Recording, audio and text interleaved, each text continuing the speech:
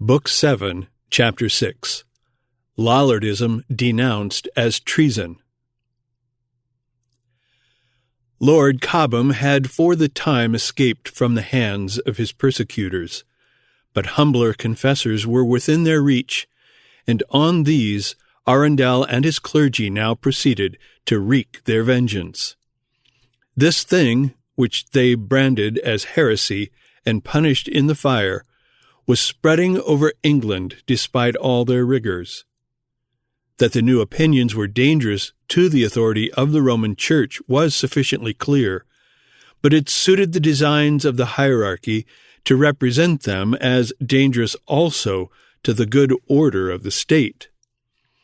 They went to the king, and complaining of the spread of Lollardism, told him that it was the enemy of kings and the foe of commonwealths, and that if it were allowed to remain longer unsuppressed, it would in no long time be the undoing of his realm.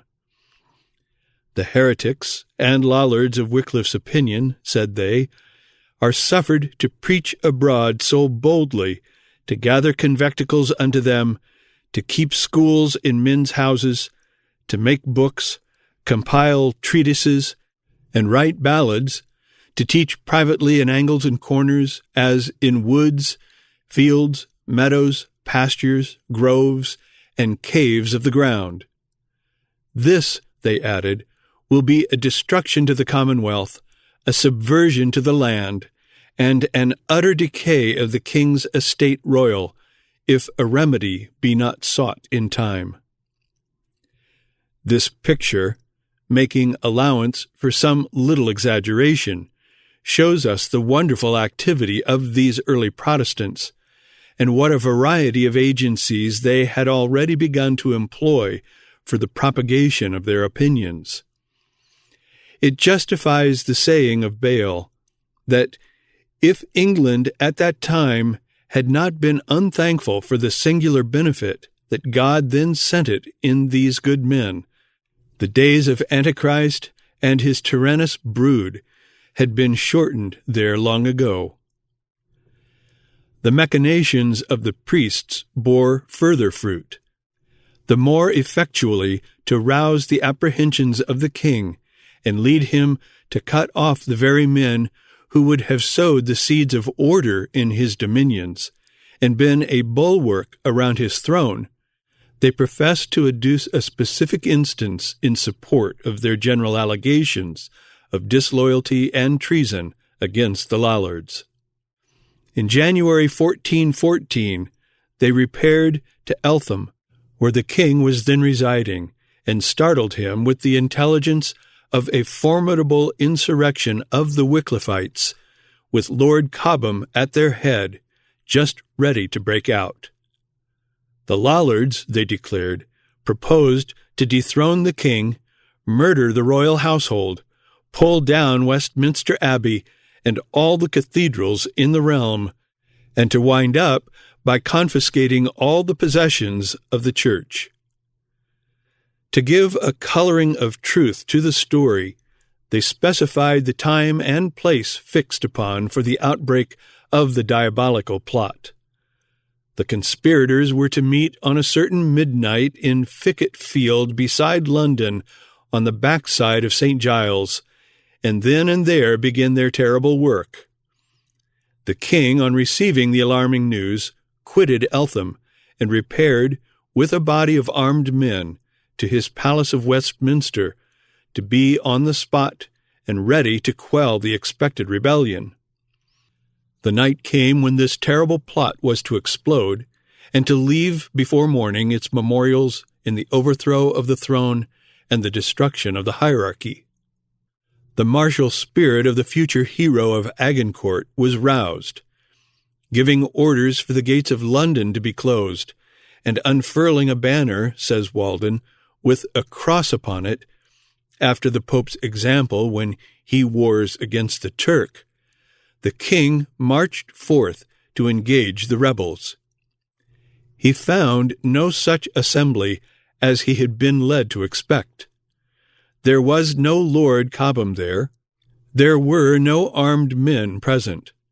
In short, instead of conspirators in rank and file, ready to sustain the onset of the royal troops, the king encountered only a congregation of citizens who had chosen this hour and place as the fittest for a field preaching. Such, in sober truth, appears to have been the character of the assembly. When the king rode in among them with his men-at-arms, he met absolutely with no resistance. Without leaders and without arms, the multitude broke up and fled. Some were cut down on the spot, the rest were pursued, and of these many were taken. The gates of the city had been closed. And why? To prevent the citizens joining the rebels, says the accusers of the Lollards, who would fain have us believe that this was an organized conspiracy. The men of London, say they, were ready to rush out in hundreds to support the Lollards against the king's troops. But where is the evidence of this? We do not hear of a single citizen arming himself. Why did not the Londoners sally forth and join their friends outside before night had fallen and they were attacked by the soldiery?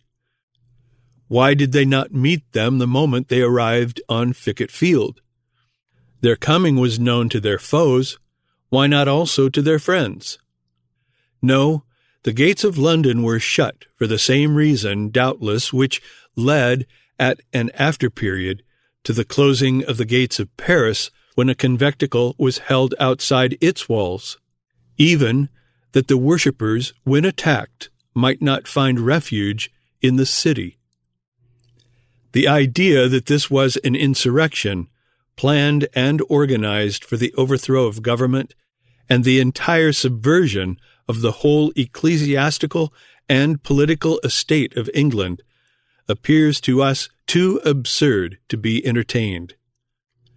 Such revolutionary and sanguinary schemes were not more alien to the character and objects of the Lollards than they were beyond their resources.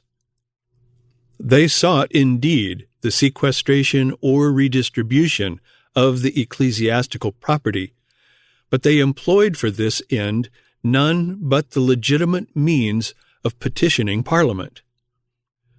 Rapine, bloodshed, revolution were abhorrent to them.